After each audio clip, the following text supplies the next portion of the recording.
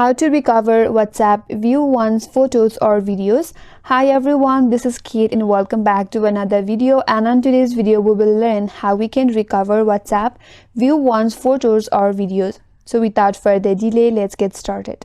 So first of all, launch your WhatsApp application, and if you have already opened up view once photos or videos from one of your contacts, and here's how you can recover it again.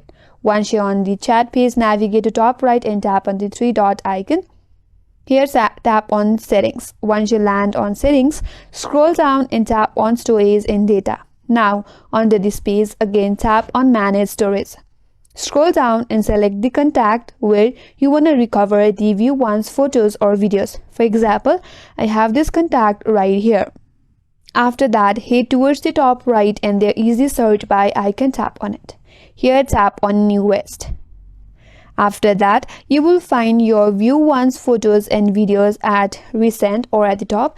You can recover it from there. And that's how you can recover WhatsApp view once photos and videos. And that's all for today's video. Hope this video was helpful, and if you're new to our channel, consider subscribing. Thank you for watching and stay tuned for more videos.